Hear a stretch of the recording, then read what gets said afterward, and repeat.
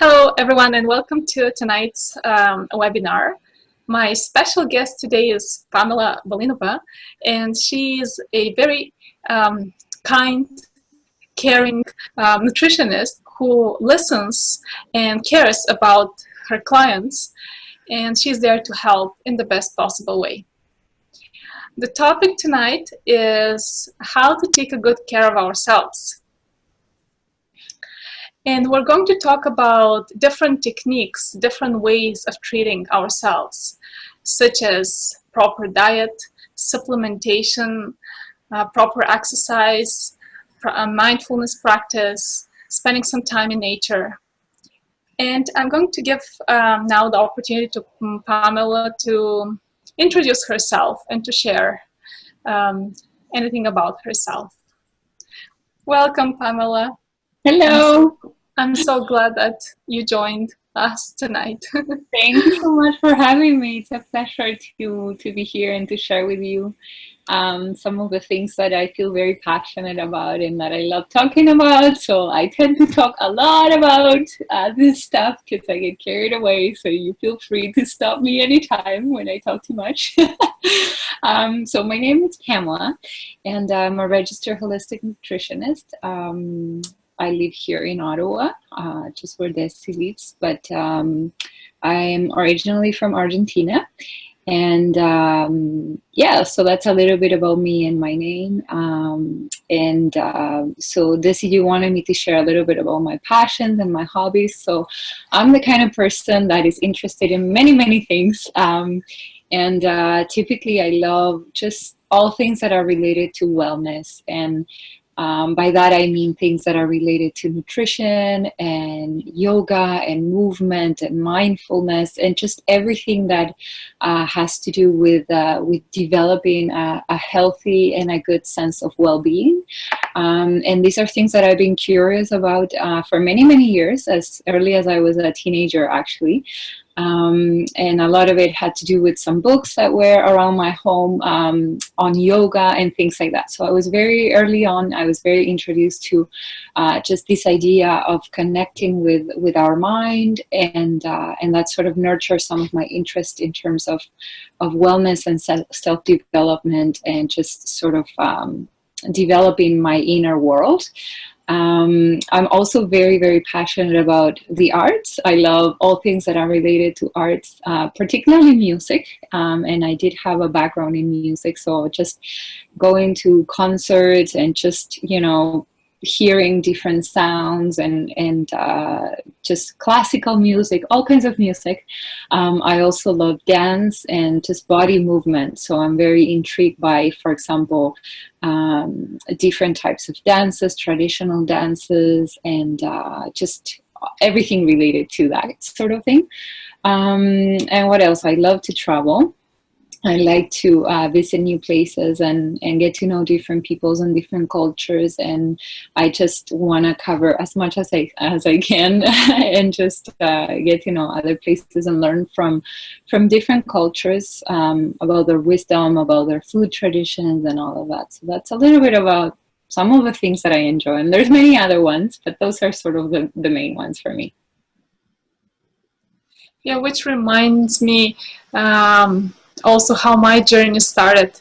First of all, I had really to focus on myself, to know really who I am, and to listen to my body, to learn about the needs of my body, and then to be able to help others and to be out there and serve in the best possible way. So it is really a good point, the fact that we need to be really connected with ourselves so that we can provide the best services. Yeah, for sure. I think it's really important to take that time, and I think I always knew what were the things that I enjoy doing and I love, but I always remember a moment when I was working a few years ago, and I had a colleague of mine who asked me what were my hobbies, and I realized in that moment that I had no idea what my hobbies were. So I made it my mission to take some time to just get to know myself a little bit better, and what are the things that I really enjoy, and what are the things that just bring out that passion in me. And I encourage everyone to do it, because once you know that, that can really guide you to the places that you want to explore and see in life. And it just gets really, really cool when you get to do the things that you really love to do, instead of spending your energies doing the things that you don't really love to do. And it's never late to start a new hobby, to start something new. Absolutely. Yeah, I was at the age of 30, I think 34, 33, when I started to learn how to play piano. And I'm so passionate about it nowadays. Yeah. And it makes such a change in my life. It's wonderful. I find that I focus more and more on the things that I really, truly enjoy, rather than, as you said, spending time on things that drain me. Yeah, yeah. Channeling your energy, right, into Yeah, things that you so enjoy. important. Yes. Yeah, for sure. Okay, so let's continue with our conversation. I'm very curious, why did you become a nutritionist? And why did you make that choice? And if you can tell us a bit about the type of job of a nutritionist, what do you do? Yeah. What are the responsibilities of a nutritionist? Yeah, for sure. So I kind of arrived at this profession as a second career. I always had an interest in nutrition and wellness, as I said, from a very early age. And actually, one of the careers that I explored when I first moved to Canada 18 years ago was nutrition. But I think it just wasn't in the stars for me at the time. And I decided to study something else and sort of follow a different career path. And then later on, I was really feeling a desire to do something with my talents and with my skills that would really serve people. And I was becoming more and more I just needed to do something that had some sort of impact in people's lives. And I knew that I wanted to serve people with my talents and with my skills and with my knowledge. And so talking about, self-discovery and self-development, that sort of made me reconnect with that early passion about nutrition and helping people and getting to understand better, the impact of foods in our body. And so that sort of drove me into this profession. And just the more I looked into it, the more it made sense that this was something that I really wanted to start doing. So you asked me about what's the job of a nutritionist. So my job as a nutritionist, I really think it's all about listening to people, and then taking that information and trying to come up with a plan or a strategy to help that person, keeping in mind their specific conditions, so their specific reality in terms of their job, their financial situation, their habits, their likes and their dislikes. And it's really helping them come up with strategies so that they can get better and improve their health through nutrition. So a lot of it is problem solving, and just using my skills and my knowledge in nutrition and the body systems, and trying to help people achieve that sense of well-being and many times, addressing nutritional deficiencies. And then oftentimes it's also a little bit of the job of an investigator. You're sort of like trying to figure out what's going on, because oftentimes we're stuck in our own situation. We know that something is off, but we just need someone to be looking at our case from the outside and just sort of applying their expertise and their knowledge and helping us, identify those specific maybe nutritional deficiencies, or just putting in place some of the strategies to be able to get better. So I would say that's sort of in a nutshell what my job is.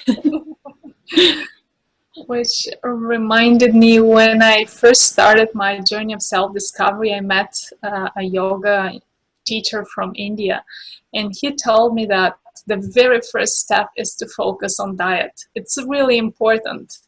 If I really want to go deep into meditation, into exploring who I truly am, I need to really be aware and mindful what I choose, what do I eat, and what do I put in my body, because my body is like my temple. So I really need to take a good care of myself so Yeah. that it serves me for longer periods of time.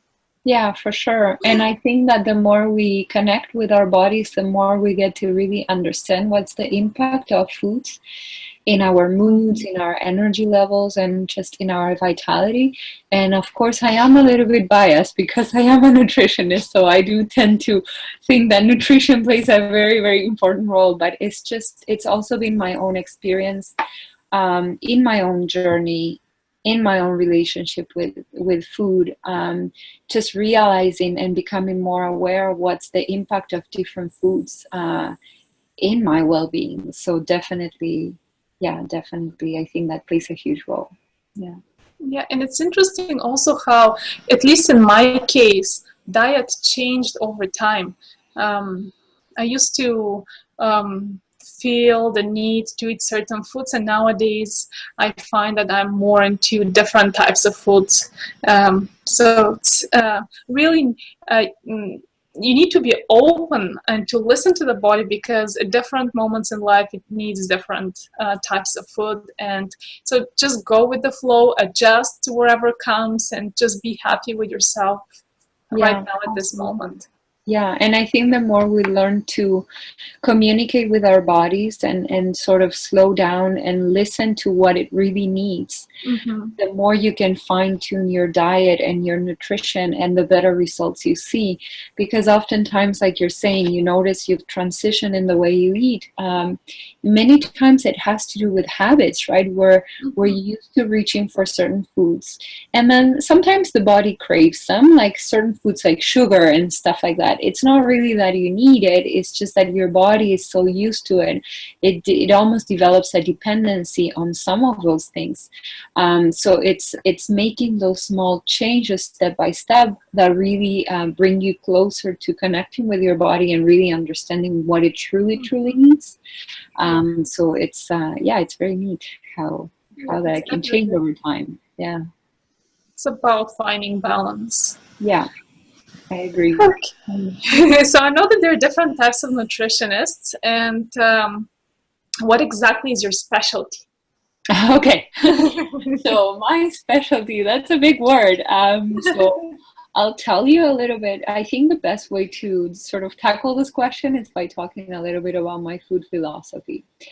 And I really, really feel very strongly about the need to just find balance with food again.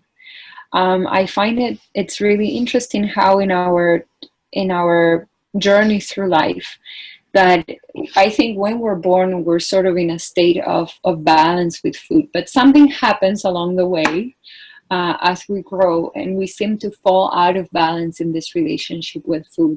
And I see this particularly with women, and I think it has a lot to do with the messages that we grew up with, right? All these messages that we need to restrict our food, that there's foods that are bad, or that there's just behaviors around food that should be avoided or changed or somewhat modified. So this drives us away from this sort of being in touch with our body signals and understanding what is it that our bodies really need. So I truly, truly believe that we all sort of need to just find that balance again with food and be able to sort of reconnect with our body needs. And that's a really good place to start. So because I have this sort of food philosophy, I've noticed that because that's my focus, I tend to encounter certain issues that are more prominent in people who struggle in their relationship with food. And so typically I see people who struggle a lot with things such as weight issues or blood sugar imbalances or a lot of digestive issues, just overall low energy or a lot of mood imbalances. And I think these conditions are very much linked to the fact that we have fallen out of balance in this relationship with food. And so we're not really nourishing our bodies, we're not really giving them what they need, but we're giving them what we think they need, or what, just whatever we want to give them. So I feel very strongly about the need to reconnect and be able to sort of become friends again with our bodies and the signals that they're sending us. And that translates into a much more balanced relationship with food, because you start to eat for different reasons. You start to eat because you want to feel in a certain way, you want to feel better. And as a result, that translates into better mood, better energy, better blood sugar levels, and then as a result, lower incidence of diabetes and potentially developing cardiovascular disease and all of those things. So I really, really like to work in those areas. I also have a lot of personal experience sort of trying to regain my own vitality by addressing those issues. And so in a way, I guess that is sort of my specialty, because that's very much linked to what I believe about, how we need to sort of reconnect with food and finding balance again. Yeah, I also believe that if we choose the proper food, we are activating these inner healing powers, and the body has really the power to heal itself from inside out. Okay. So it's like we are. Mm-hmm. Yeah, I mean, we're giving our bodies the tools to do what they already know how to do, right? Because our bodies know how to strive for balance. Our bodies know how to find homeostasis, which is the balance of all the internal processes, and it's just giving it the proper fuel rather, and so giving it the tools so that it can do its job, what it's programmed to do by itself, right? Rather than directing that healing energy in the wrong direction, so that the body needs to deal with all of that garbage that we put in the body. So we're just, exactly. As you said, we provide the body with the tools so that it can really get what it needs and heals. Yeah, for sure. Okay. So I'm really curious, what are the common lessons that you teach to your clients? Did you notice any patterns? Yeah, so there's definitely some patterns. It's really interesting because there's some that just sort of transcend, gender and age and all that sort of thing. So one of the things that I noticed we all struggle a lot with is stress. And I find that a lot of the work that I do in the office with people, it's really about stress management. Because what we don't realize is that stress really impacts digestion, and a lot of the health problems that people often struggle with can be traced back to digestion, and then can be traced back to very high stress levels.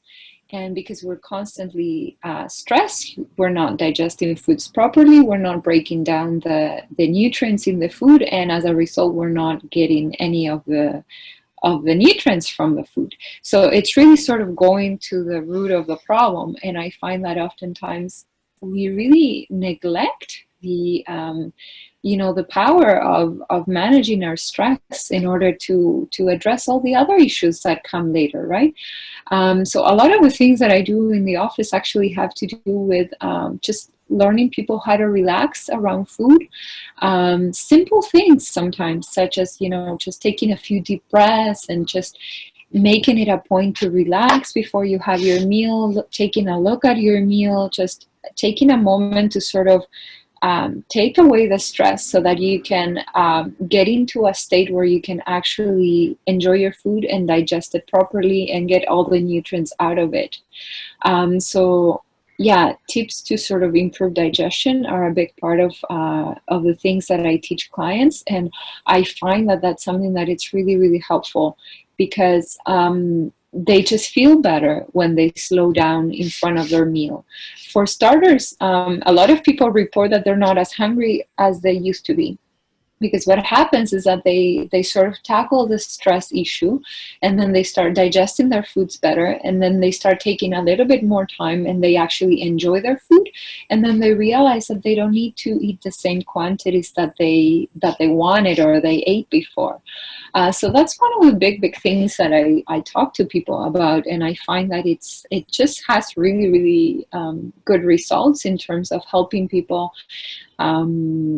Like a lot of people that have discomfort, like digestive discomfort, it really helps them. And then for people who struggle with their weight, it also really helps them to just have a better sense of what they're doing when they're eating, what is the experience that they're actually having. And as a result, they feel much more nourished and much more supported. And that also helps them to bring down the stress levels as well. So it's sort of like a cycle. Another thing that I really teach people a lot is about the importance of eating whole foods and reducing processed foods. I think many of us still don't understand just how much processed foods we're actually having, and the importance of trying to switch that diet into a diet that is very rich in real food. And also the importance of having all kinds of foods in terms of macronutrients. So I see a lot of people restrict like major food groups. So they will, for instance, cut all fats, or they will cut all carbohydrates, or just any of these macronutrients. So macronutrients are basically your carbohydrates and fats and proteins. And I just sort of my work oftentimes it's explaining what is a function of these different groups, and why do you need a little bit of everything. And that of course changes depending on the person and their age and their gender and all of that. And that's also where I come in, and I help them figure out what is that right balance. But I often see people just cut a food group altogether, and it's just not serving them. They're not feeling well, and they're not really able to realize that they're not really helping themselves by making this choice. And a lot of it just has to do with fear and misconceptions and like all the bombardment of information. So one day it's like, don't eat fat, and then the next day it's like, load up the fat, and then one day it's like, cut all carbs, and then next day it's like, you need carbs. So a lot of it is just being able to explain people why at least I think that you need a little bit of everything, and what it will do for your body, and just inviting them to consider that and try it and see if they feel better. And oftentimes they do. So that's a really good way to sort of just convince people that they shouldn't be afraid to eat some of those foods, and that they're very likely to feel much better when they do. And then another thing that I talk a lot about sugar with people, and part of it is because I personally think that we all do a little bit better when we have a little bit less sugar. And I'm not gonna say I love sugar. I think it's one of life's greatest passion, gifts to us. But I think we do have sometimes a little bit too much of it, and people just have a lot of questions about sugar. So I often talk a lot about it. People ask me, well, like, if it's the same thing if I have sugar from fruit, like, is it the same if I have a piece of candy or a piece of chocolate? So a lot of it just has to do around, just explaining what is sugar, what it does to the body, and how different sugars affect your body in different ways. So I would say those are sort of like the three top things that I talk about. So stress management and digestion, and then macronutrient balancing, and sort of the importance of eating whole foods, and then sugar and other fun stuff. I did actually twice, this experiment with my yoga group. After the yoga practice and the meditation practice, we had potluck, and I invited everybody to be quiet for about 5 to 10 minutes, and just to connect with the meal. as you said, and just to see if that's really what the body needs at that particular moment. And it's interesting, some of the participants shared later that they notice that they get full really quickly. They don't need that much food. And the other thing, one of them also shared that she had the need to eat more raw veggies rather than cooked.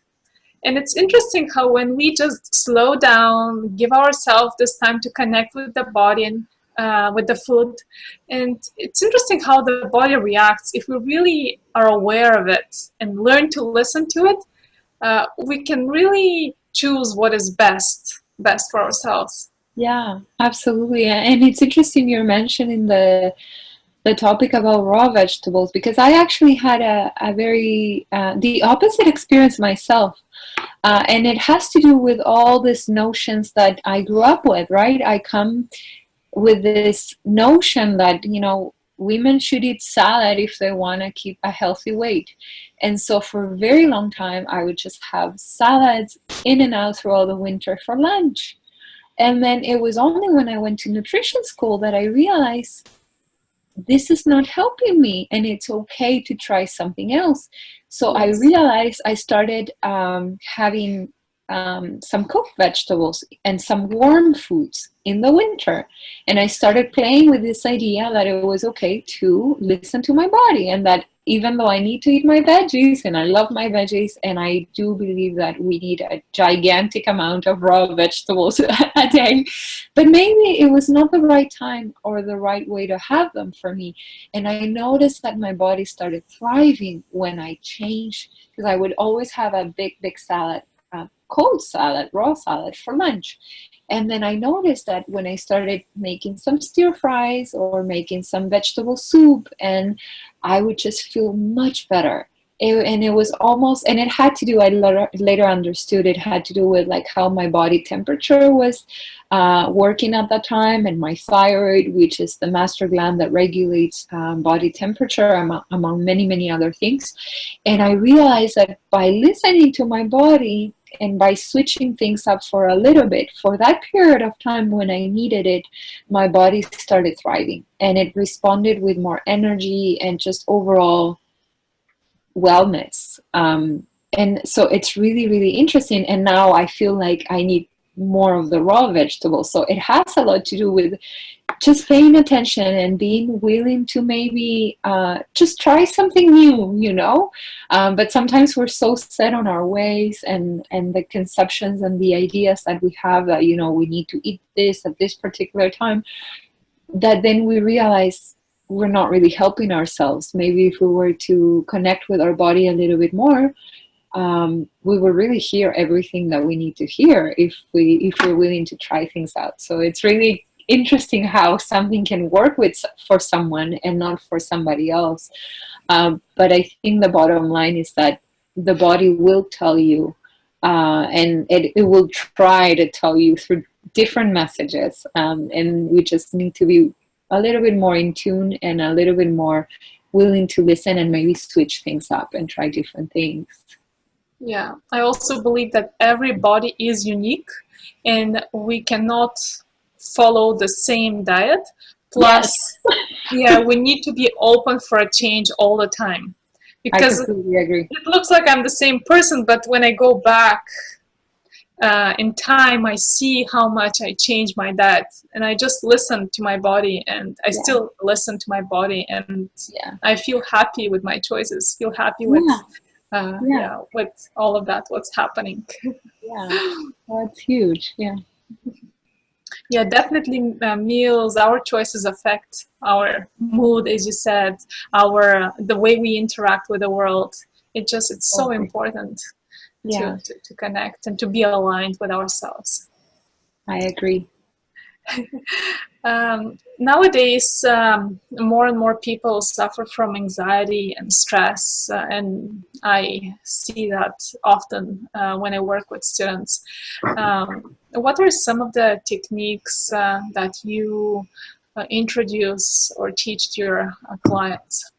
Mm-hmm. to deal with it? So it's definitely something that it's I don't know if it's on the rise or it's becoming more and more um, in the open, which is a good thing. But yeah, it's a common struggle, and I do see a lot of people struggle with different kinds of mood imbalances and a lot of anxiety and so definitely it's something that where nutrition plays a huge role because the foods that we eat really they have a very direct impact on our moods for the better and for the worse. And if you've been on both sides of the spectrum, you know this.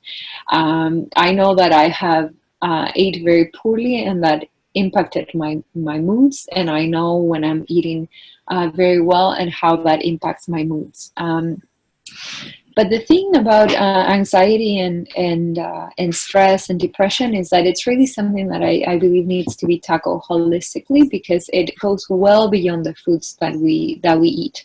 They do definitely have a huge impact, but it's the sort of thing where you kind of need to develop, a strategy that sort of tackles this from many fronts. So there are cases when I refer people to seek professional help if I feel like that's something that's outside of my scope of practice. But one of the things that I really look for is to correct nutritional deficiencies. I do find that people who struggle with mood imbalances tend to have some nutritional deficiencies, and they're quite evident. So one of the first things that I do is I look at their food intake and I see what are they really eating.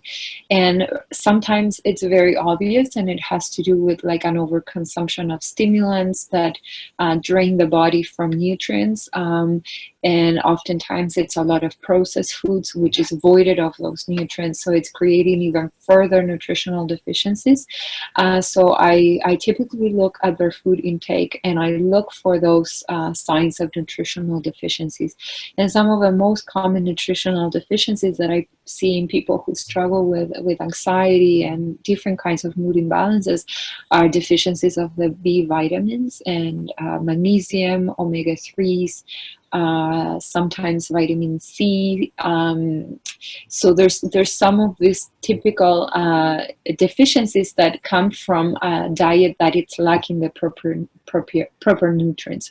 Also amino acids. So a lot of people avoid or don't have proper good quality proteins.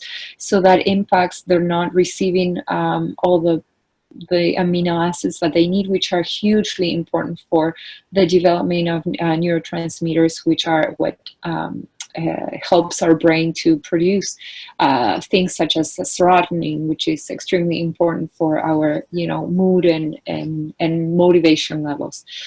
So that's one of the things that I look for sort of to begin with, because I find that when you correct some of those nutritional deficiencies, people start doing very well very quickly. But like I said, I think it's very important to look at other things as well. So I encourage people to just engage in some sort of stress management technique. So typically something that the person may enjoy, I suggest things such as deep breathing, yoga, spending time in nature, actually like being outside and getting some sunshine and breathing some fresh air. It's amazing, and there's like a ton of research on this, but it's just quite incredible how simple changes, when they're all together, happening all together with good nutrition, with correcting the nutritional deficiencies, with hydrating the body. Believe it or not, that's a huge thing. A lot of people have headaches, and headaches turn into a bad mood, and it's just a matter that they're dehydrated. So it's sort of looking at all these different things from different angles, and of course movement, body movement, exercise, whatever you want to call it. I like to call it body movement because I think it's way less intimidating than exercise. And I don't know, I just think like if we think of a body movement, like we're more curious and more inclined to do it. So I love to use that expression instead. And I just find that as people start, maybe taking a walk every day and eating better and drinking more water and trying to cut down on some of the stimulants, they start doing a lot better. And then the final piece that I really encourage people to sort of just look inside, look at their thought processes. I learned from someone something that really, really stuck with me. And she says, and she's a life coach, and she just put this so simply that it finally sort of made sense to me. And she says that every single feeling that we have can be traced down to a thought. So oftentimes when we experience anxiety, that's a feeling that we're having. So by tracing what's the thought that it's feeding that feeling, you can become more aware of what's the dialogue that it's happening in your head. And by doing that, you just sort of start realizing what are your own patterns. And eventually that takes you to being able to detect what is some of that internal dialogue. And it just so happens that if you're having a lot of negative internal dialogue, eventually you want to start challenging that. And it doesn't mean that you want to go after it and change it. That's not what I'm saying. It's just becoming more aware of, oh, that's interesting.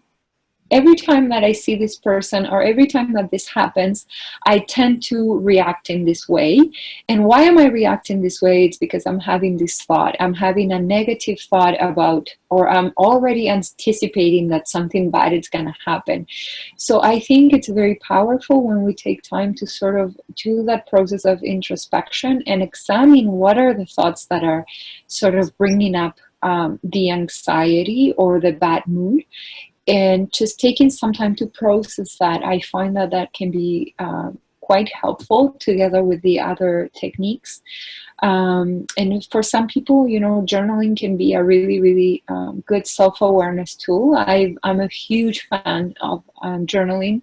I love to journal, and I find that some of it's kind of like the answers are already there, and the journaling process really helps you to sort of transition them from there to the paper where you can actually see them, and it's that moment of awareness that helps you to just sort of sometimes correct some of those thoughts and those behaviors that are not serving you well, so that you have an opportunity to maybe let them go and make room for new thoughts that will fuel better feelings, and those better feelings will hopefully trigger into better choices. So it sort of comes full circle. Yeah, that's sort of So what it's basically all about bringing awareness to what we choose to eat, to what we think, to the feelings, to the needs of the body. So if we have that awareness, then we will be how to say it, will be open and more accepting and more understanding of ourselves and then of others. And we'll just find these techniques, they'll be given to us either through someone else, or we'll find our way to deal with them just by observing and acknowledging what is happening in the body at that particular moment, because someone said something and what triggered that. Yeah, it's so true. I think that just by it just sometimes when you understand that internal dialogue and those thoughts, it just, you even become aware of simple things. Like, I'll share a personal example. Like, you just become aware of like how you're not being compassionate to yourself. Mm-hmm.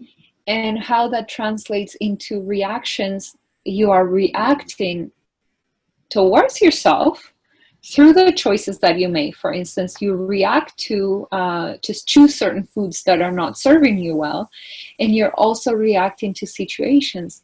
So sometimes just by becoming aware of those thoughts, you give yourself an opportunity to extend yourself some kindness and some grace, and to think, why am I being so harsh with myself?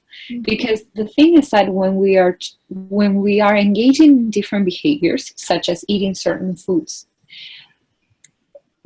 those behaviors are not coming out of nowhere. They're coming out of the way we see the world and the way we see ourselves. So if we're having very negative thoughts about ourselves and we don't really think that we deserve something better, how are we going to be reaching for healthy foods, and how are we going to be making healthy choices in terms of everything that we put in our bodies? I'm not just talking about food, I'm talking about all kinds of substances that people consume. And I find that the more aware you become, the more likely you are to develop some of that kindness and that compassion towards yourself. And that really over time drives you to making better choices and better behavior towards yourself. So it's sort of like it's a longer route. It's not a simple drive-through solution for sure. But I find that it also, like a lot of people who struggle with stress and anxiety and they sort of get better and then they keep falling and then they keep getting, it's really until we don't become more aware of what are the triggers, what is the inner dialogue that it's happening. Until that doesn't happen, that sort of internal growth doesn't take place, we're not really at a point where we change that behavior long term. So I think it's really important that if we really want to see changes over time, we tackle it holistically and we look at everything that is happening, not just our behavior, so the food that we're reaching for and putting in our mouth, but also why are we making those choices. And many times we're just making them out of habit because we don't know any better, because that's like, whatever we're reacting, right? So it just sort of gives us that opportunity to just think it through, and see where we can make some of those changes that will sustain us better. Yeah, so basically with awareness we can change all of these bad habits. And so I feel like we really do. I mean, I know it's a big claim, but I feel like it really is the beginning of that journey, right? Yeah, this long life journey starts with a single step. That's so true. We talk a lot about diet, but is there any special type of diet that you recommend? I know it really matters and depends on each case, and we can't really speak in general terms. But based on your experience with people, I know that balanced diet really is essential. But anything else that you'd like to add to that? Yeah, so I'm a huge advocate of eating whole foods as a diet and of eating all of the major food groups. So I feel very strongly about that. And I know that there's a lot of food trends, and there's certainly a lot of research that will keep coming up at different times and different decades that will say, take this out and you will feel this, and take that out, or this is evil and whatnot. But I personally feel that the foods that are in nature are the foods that are given to us to support us, our bodies and our minds, and nutritionally. So I'm a big fan of eating a little bit of everything, as long as that's food that supports you and makes you feel well. There are obviously cases when there's fantastic diets that are very appropriate for certain conditions. Like for instance, the ketogenic diet, which is a diet that focuses on fats, very high intake of healthy fats, and very low intake of carbohydrates. It's a diet that it's been found very helpful in help. When used as a nutritional tool, I think some of these diets, and there's other examples as well. So for instance, the paleo diet, it's been found to be very helpful for people with autoimmune diseases. So there's definitely times when these diets can be used as a clinical tool, and I think that's very it's kind of, that's the job of a nutritionist to assess when that's the best case scenario. But typically what I see is that we're sort of wandering around this diet, and what happens is that for once it creates a lot of confusion. Like, I cannot tell you enough how many people come and see me and they say, I'm here to see you because I need you to tell me what to eat, because I am so overloaded with information, I don't know what to eat anymore. So one day I'm on this diet, and then next day I'm on the other diet, and I basically encourage people to eat whole foods, real foods, to get in touch with their hunger signals so that they're eating when they're hungry and they're not eating when they're not hungry. And they're having, just whole grains and tons of fruits and vegetables and good quality proteins and nuts and seeds and healthy fats from oils and things like that. So that's sort of like my preferred diet. But it also happens that as we change, as we age, we have different nutritional needs. And so that also calls for adjustments to our diet. So this is something definitely that I think the more we are in touch with our needs at different stages of our lives, that's important. And then finally, like, I believe that the best diet for a person, it's a diet that they can enjoy and that they can sustain for a long term.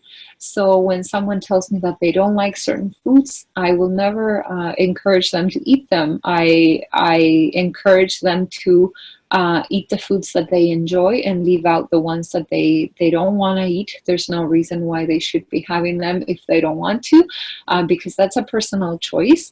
And as long as they are aware, some people choose to eliminate food groups. So sometimes that calls for, they just need to be aware that that can create certain nutritional deficiencies. So that's also something that I talk about, and I try to help to supplement in other ways so that they're not sort of left with an unbalanced diet. And then finally, there are people who have some food sensitivity. So in those cases, of course, we need to take a look at what are the foods that are triggering those food sensitivities. And maybe in those cases, they do need a specific diet. But as much as I can, I encourage people to eat whole foods, to eat real food, food that they enjoy, food that it's as close as possible to its natural state, because that's when they're higher in nutrient density, and that's when your body is better capable to process those foods. While you were sharing your experience, I went back to my childhood when I wasn't happy with my body and I wanted to lose some weight. And I was trying some devastating diets for long periods of time. Yeah. And then once I came back to normal, I just noticed how much I craved for all of the foods that I missed and didn't consume for a long time. And I actually gained more weight. It didn't help me. I was trying to find a fix for a short period of time, and I realized it didn't work out. So I was out of balance. And at some point, I decided just to listen to my body, to eat what I feel is right for me at this moment, to be really true to myself, instead of trying diets offered by different people. And as I said, each body is unique, so it may work for some people, but not for every single one. Yeah. So that's I mean, that's a great inner wisdom, and I think the more we can develop that inner wisdom and just give ourselves permission to eat the foods that we think the foods that we desire, but also the foods that we need. Mm-hmm. And that may look very different at different stages of your life, and that's completely normal, because we're beings that are constantly changing and evolving, and so our nutritional needs and our tastes. Mm-hmm. So we shouldn't, I think the more we are in tune, like you're saying, the more we're able to listen to what we need, the better we can respond. And and really, the better we can give our bodies what they really need, because they're asking for it. It's just a matter of listening, right, and not saying no. You shouldn't be having this and that, Yeah. which is what we sometimes do, unfortunately, most of the time. Yeah, it's really important not to ignore the messages that come from the I body. know, I know. Live and learn. Yeah. And then what else do I? We haven't talked about supplementation. Okay. That's a Yeah. very important one when we talk about diet and nutrients. And do we really need supplements? And I know it's different for different people. For vegans, they probably need certain types of supplements, and then vegetarians or just people who eat everything, they may need less or more. It Yeah. depends. Hmm. Yeah. So yeah, I mean, supplementation. It's I I feel like in today's age and time, just given how foods are grown and the type of lifestyle that we lead and the amount of stress that most people have in their life, my feeling, what I see in clinical practice, and maybe this is the case because by the time people come and see a nutritionist, they are at a point where they have developed some nutritional deficiencies. So supplementation can be like actually a really good tool to help someone bring back to a state of health and balance, and just sort of bring up the level and address those nutritional deficiencies. Because the reality is that when you have developed some of those nutritional deficiencies, you can definitely address them through food, but it may take a very long time to bring back those levels. And so supplementation can really sort of help speed up that process. And in that regard, I do resource to supplementation when I feel it's necessary. But the one thing that I think we need to not confuse supplementation with just as a quick fix for not eating properly. And I think that we tend to rely too heavily on supplementation, and also because supplementation, it's not you can go and buy whatever supplement you want. A lot of people really overdo it, and that creates sometimes more problems, because I think sometimes we think that because supplements are supplements, they don't have much effect on the body. And actually, they can be very powerful, and they can actually create some imbalances if we don't know enough about how they interact. So this is really interesting. And when I was in nutrition school, I was playing a lot with supplementation, and it was really interesting because you can really overdo some of these things, and then you don't know all the ins and outs of how minerals compete for absorption, and how when you have too much of one thing, it impairs the absorption of something else. So I just think that supplementation, it can be a very, very valuable tool, but we shouldn't over rely on it. We should be really looking at it as a resource, and as a tool, rather than a way to substitute good nutrition and good lifestyle habits. Because a lot of us are very quick to take a pill and want to fix all of our problems with that, and there's definitely a lot of that. So it's finding that balance, right, between the two. And yeah, like you said, there are sometimes when we may need the supplementation, because different people, for different reasons, decide to exclude certain foods from their diet. So a clear example is vegans with vitamin B12. So this is one of the cases when, because they're not getting them from the food sources, and this is a vitamin that it's so vital for energy production and for brain functioning and for like so many important body processes, it needs to be supplemented for vegans, because they're not obtaining it through their food. And there are some other cases when you may want to consider supplementation.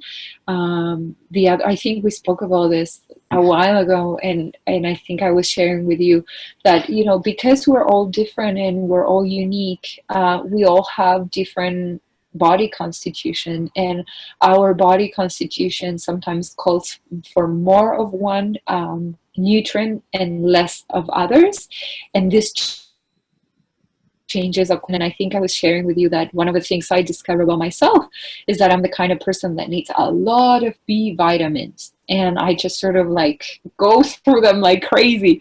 So, for example, my husband, he doesn't need to take any B vitamins because that's not something that in his constitution, his body constitution, he tends to lack. But I seem to run out of those very, very quickly. So I personally find that I need to supplement that, because even though I eat a ton of green leafy vegetables and broccoli and almonds and wild rice and all the possible sources of B vitamins, they just never seem to be enough for me.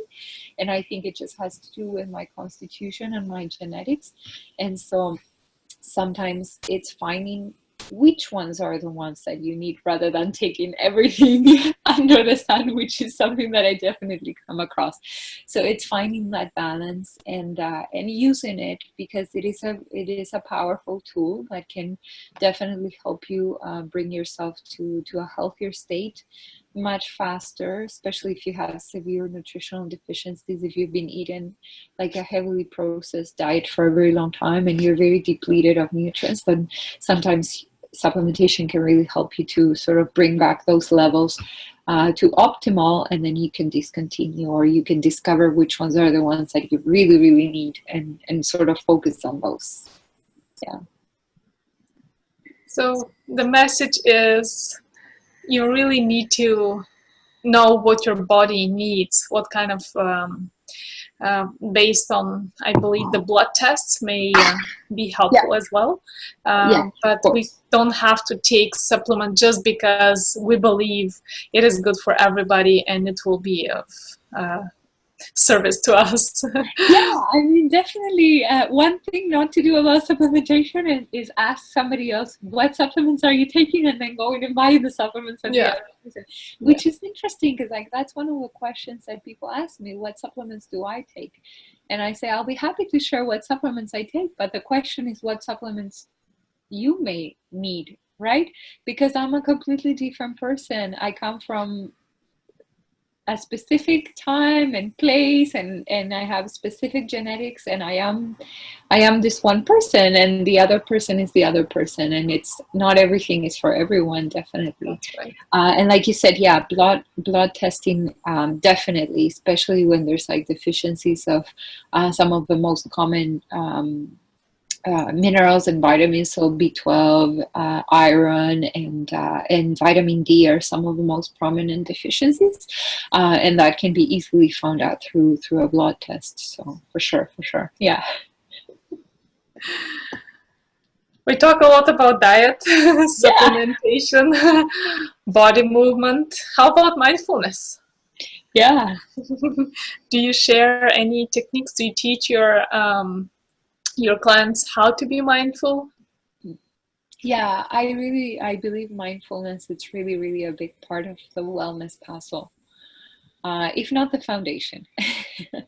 But sometimes I arrive to teaching about mindfulness by teaching other things first.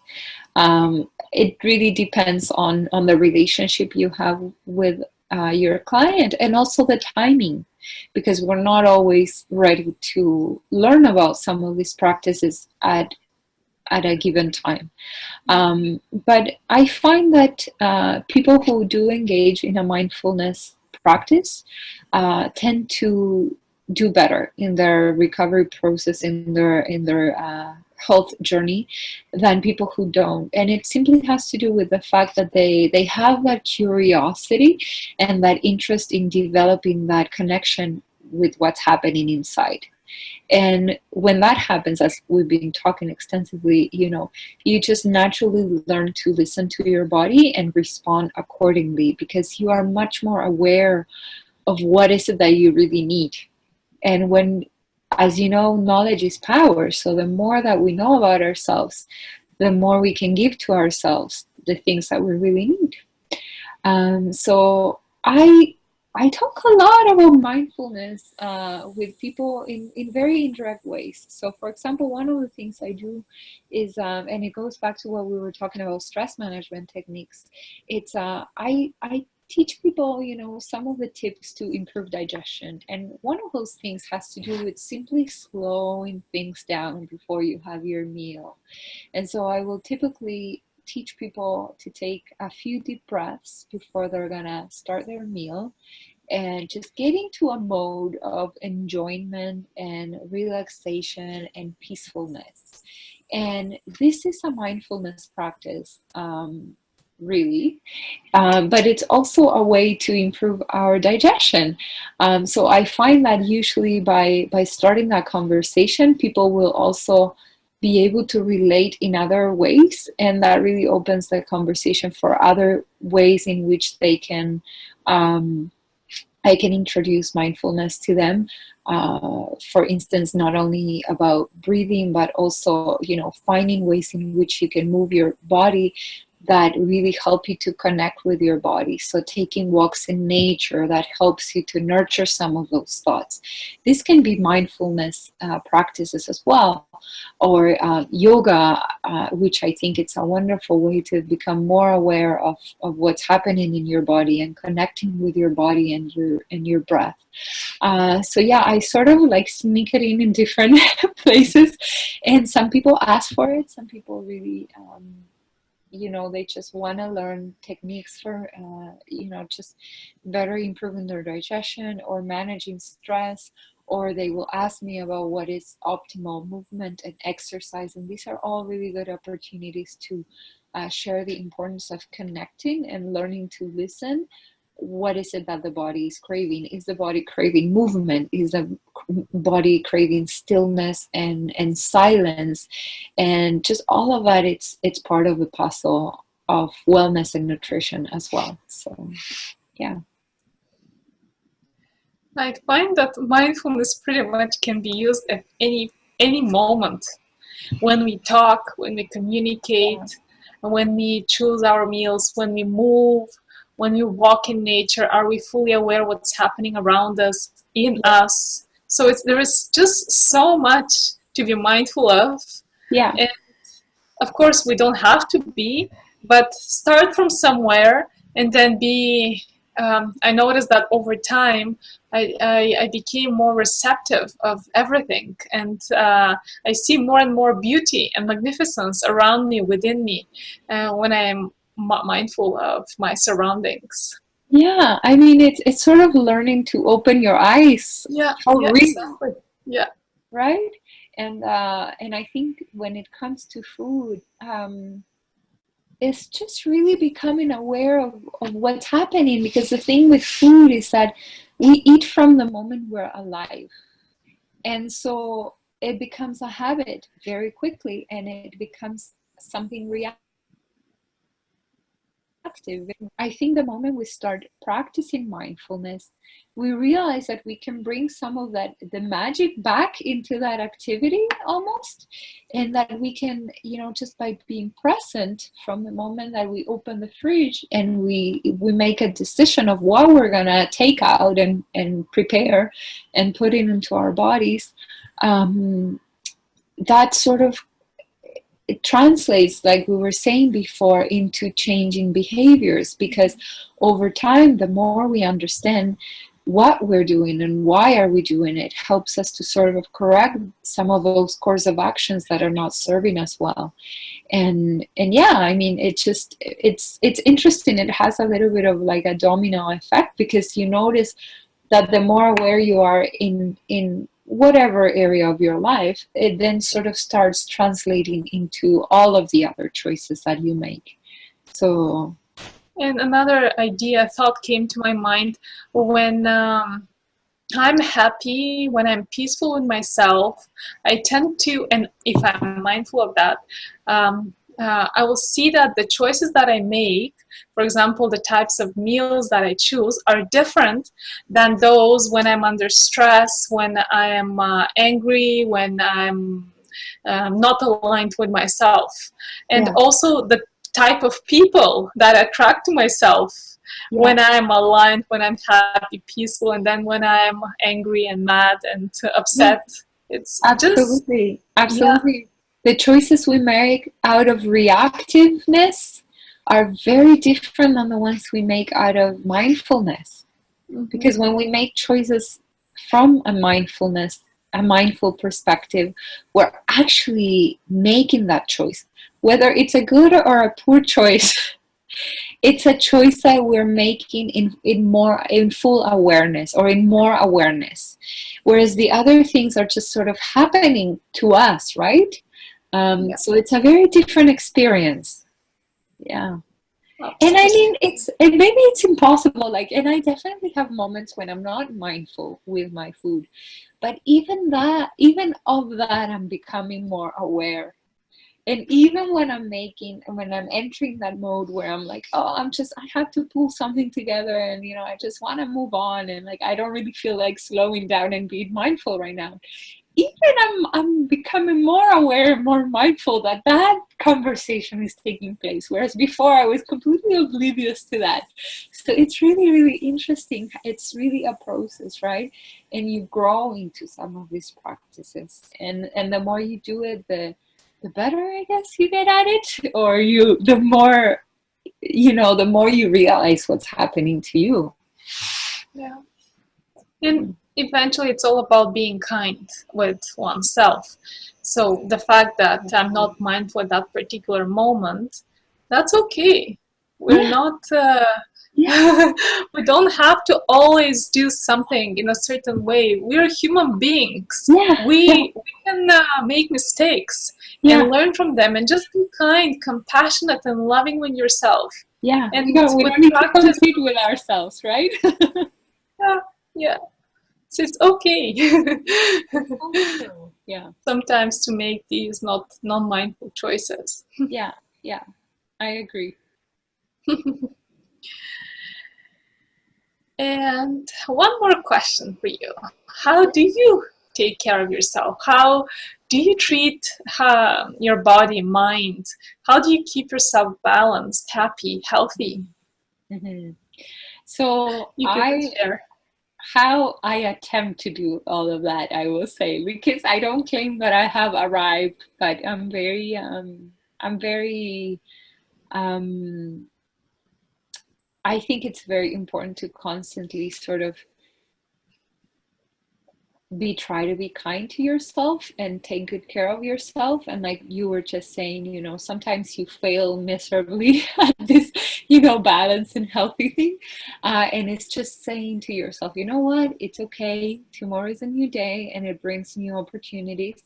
And I just learned something today. I learned that this behavior or this choice doesn't serve me, and so this is an opportunity to just extend myself some kindness and some grace and learn something and move on. Because that's one of the things. I think sometimes we become so attached to the negative experience that we cannot move forward with a new course of action, and with just trying something new. But I have definitely been developing different strategies over the years, and I mean I've been doing this sort of thing for a very long time, and I don't know if I ever shared this with you, but I sort of stumble upon some of these practices a very long time ago, and I didn't even know what was happening. But it all kind of started about 11 years ago when I decided to try a yoga class for the very first time. And I knew instantly that this was something that was very soothing, and that it was something that I had a lot of curiosity towards. So I think some of the origins of the practices that I engage in nowadays have their origins many, many, many years ago. But I will tell you a little bit about what I do on a day-to-day basis to sort of just stay grounded and balanced. So I know that the way I start my day, it's extremely, extremely important on how the rest of my day it's gonna go. So, and I've known this for a very long time. So I've been sort of playing with my morning routine for a while, and now I'm kind of settled on a routine that I find that it's very nurturing for me. So I typically start my day by just getting up, washing my face, and I scrub my tongue. And that's a very important thing because I feel like it's changed my life. So I feel like I really need to say that, because if I don't scrub my tongue, somehow I cannot go on with my day. And if I forget to bring my scrubber when I travel, like they're just, it doesn't seem like the day is off to a good start. So that's a joke, but not really. So I just do that basically, and then I usually have some water. That's the first thing that I do. And like nowadays, I'm having a little bit of warm water with a little bit of lemon. I just find that I tolerate it really, really well, and it's a very gentle way to sort of detoxify my body and kind of just get it started. It also forces me, quote unquote, to take at least half hour to not eat or drink or do anything else, because I have the lemon water in my stomach and it sort of needs to do something. So that's a great opportunity for me to just take some time to do a little bit of meditation. So I typically follow my water, morning water, lemon water, with some meditation time. I don't time it, but I have noticed that I typically spend about 15 minutes. And my meditation technique, it's very, very simple. It's nothing fancy, and it simply has to do with just taking a few moments to take several deep breaths and just sort of have a moment to just ground myself and take a moment to think about how I want my day to go about and say some positive messages to myself. So I typically do a little bit of deep breathing, and then I will have some words or sort of mantras that I either repeat on my head or that I will say out loud, depending on how my energy levels are and depending on how much privacy I have, because I don't like anyone to listen to me when I do that. So if there's if Evo is around, then I'll just keep it to myself. And different messages that I sort of find that have really, it's just positive messages, and it's just sort of setting the tone for the day and telling myself, that whatever I encounter that day, I can handle, and I can handle it with kindness and with grace. And I take a moment to just think about the fact that I want to have a good day, that I want to approach everything that I encounter that day with a kind heart and with a good attitude, and sort of just set myself up for a good day. And so once I'm sort of done with that, and depending on the day, it can take a few more minutes than not, but I try to never rush it. I only finish my meditation and my breathing once I'm ready to sort of get on with my day. And that's an absolutely non-negotiable for me these days. I find that even if I'm rushed, I need at least a few minutes to sort of just decide what kind of day I want to have and get in that state of mind. Because if I'm rushing, then everything that's going to happen that day, it's likely to be a reaction. And when I get into a reactive mode, then usually not much good comes out of it. So I've learned the hard way. And then another thing I do following that, I do a few very, very simple body stretches, and they're sort of like a ballet based, and they're just body conditioning that I do, and it doesn't take too long. It takes about 10 minutes. And it's a technique that I developed a few years ago when I was having some joint pain and some pains, and I just find that it really it's sort of like a flow movement, that it's sort of like a meditative movement thing, and I feel good, I feel completely mobile, I can bend in ways that I was not able to bend when I got off the bed.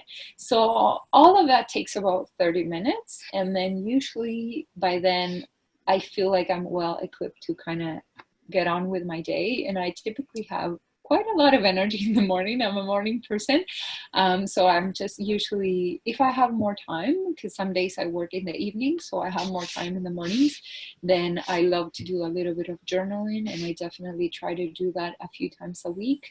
I find that if I'm experiencing a lot of sort of unprocessed emotions or thoughts, that's a very helpful technique for me to sort of allow myself the time to explore those emotions and the things that are happening, that inner conversation. So I typically do that a few times a week. I used to do it every single day, but like I said, we change. So I noticed that now sometimes I don't need 3 hours to get ready and, be in the world. Sometimes nowadays I seem to be ready to be in the world a little bit with a little bit less preparation, which is nice. Because it used to take a lot of preparation. But I still love to journal, and it just really helps me to connect with my creative side and my ideas. So I'll do that a few times a week. Um, and then of course, I make sure that I eat well most of the time. There are days, I'm human, and I make poor choices like everybody else, but I do really try to take the time to make good food, to drink water throughout the day. And I really, really think it's essential for me to make time for movement every single day. So often I enjoy walks in nature. I just find that they're very soothing to my nervous system. And it's just something that it's very fueling and relaxing at the same time. So typically, those are sort of like my 2 or 3 non-negotiables, my morning routine. Some sort of movement, which a few times a week it's yoga, and then other days I do walks, and sometimes if I have like a little bit too much adrenaline, then I'll go for a little run and just sort of kill it off, and then I feel fantastic. um, and those are really techniques that very much help me to sort of manage my moods and feel healthy and feel energized and balanced without feeling drained. But it's spending enough time paying attention to what my body needs without overdoing it for me. And so it sort of strikes that fine balance. And then a few times a week, I really, really try to make time for just some silence for myself. And this is something that I'm working on more and more, because I find that there are some weeks when I get pretty busy and I just sort of forget. But there's things that I really enjoy. So I typically make an afternoon or an evening or a morning or whatever, and just carve out some time to just spend some quiet time in nature. Sometimes I journal. Sometimes I like to find some water that I can sit by, and I find that that's very soothing for me and very, very balancing. And then I also try to make time for human connection, because I am very, very introverted, and I have like a very rich inner life, so it's very easy for me to escape into the world of my own ideas and sort of want to stay there. But I also notice that human connection and social connection is very, very important. So it's striking that balance between connecting with others but also connecting with myself, and supporting with nutrition and water and movement and my morning grounding routine, which honestly, if I don't engage in it, I do find that if I skip it for a few days, then I start feeling a little bit unbalanced. I am at a point where I think I'm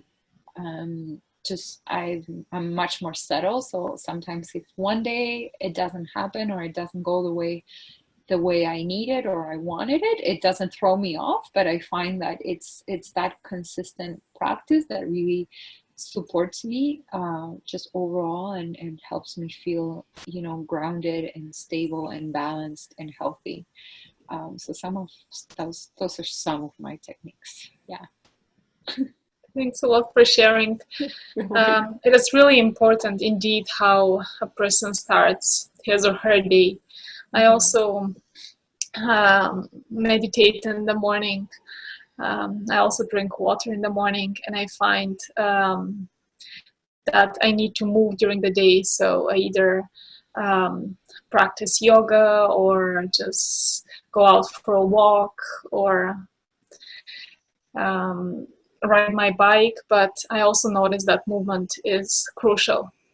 Yeah. And the time to spend with myself, just to be completely in silence is also crucial.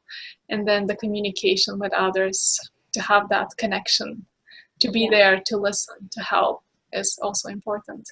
But it all starts with ourselves. We need to first of all take care of ourselves, to be really balanced, and then once we start our day on that note, and we're of course facing challenges, but it's more we're not looking at these as challenges. I'm looking at least at those as opportunities to grow and to become a more mindful, more a kinder person, more compassionate person. Yeah, and it definitely, I think that when you are balanced and when you have some time for yourself, then you're much better equipped to handle whatever comes your way.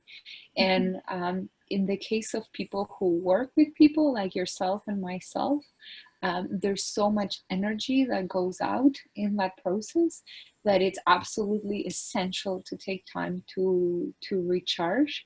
And every time that I see myself sort of slipping into, just getting a little bit edgy, or just not reacting the way that I typically do, or that the way that I want to see myself reacting, the first two things that I look at are, did I get enough sleep?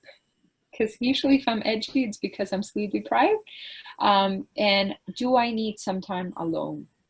And I usually find that it just straightens me up, Sometimes I'm just getting into that mode where I'm giving too much. I'm giving beyond what it's healthy for me.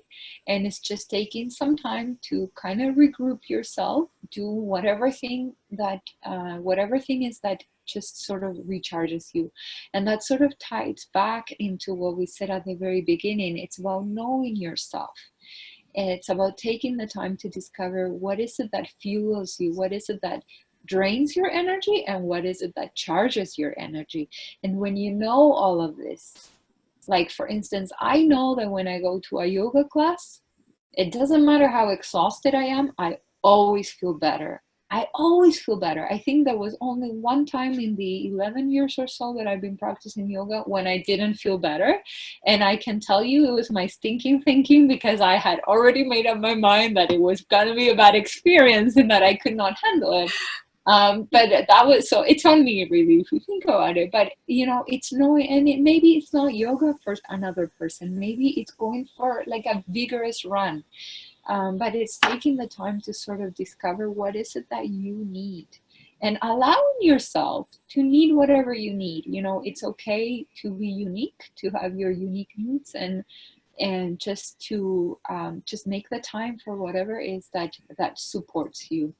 And I often find that just by taking a little bit of time to do something that I truly, truly enjoy, it just brings me back to that place of balance, and not judging myself when I fall out of balance, right? Because it happens. We're human. We all experience, a million thoughts a day, and we just encounter so many things. So it's only normal that we're going to have our moments when we're just not going to be the best version of ourselves, and that's okay. It's being able to move beyond that as well, and not getting stuck in that moment, and just moving forward and saying, okay, well, that's interesting. I had that reaction. I don't feel satisfied, or I don't feel good about that reaction, but I forgive myself and I move on. And what can I do for myself to just sort of get back into that place where I feel much better at. We're all unique human beings, and we need to be kind, compassionate, and each one of us has a very special, important role to play. So this journey is about really discovering what is best for ourselves, so we can accomplish our mission and just be the divine human beings that we all are. Yeah. I agree. Thank you immensely for sharing your experience. Thank you for having me. It was really very valuable knowledge, and I think a lot of people will benefit from your wisdom. Thank you. Thank you so much for having me and for opening the space for me to share some of these ideas and things It's that I think so much about all the time. there is always something new to learn. When I communicate with people, I notice that there is always something new that comes my way, and yeah, it's even though people know for many years, they can still learn something new from each Yeah, other. Yeah, absolutely. because we all change. We all change over time. Yeah. Yeah, and it's interesting because sometimes you interact with someone on a regular basis, but then something happens at the right time and you see something or the other person teaches you something at the right time. So I believe that, each encounter that we have with each other, it it's meant to bring something into our lives, and so I don't think it's a coincidence. So yeah, I totally agree. Thank you, Pamela. It's so nice talking to you. Likewise. Recharging, energizing. Yeah, I'm gonna have a hard time falling asleep now. Thank you from my heart for You're so everything. Namaste. welcome. Have a Thank beautiful evening. And you thank as you to well. everyone who joined us tonight. All right. Bye. Bye. Have a peaceful evening. Thank you. You too. Bye.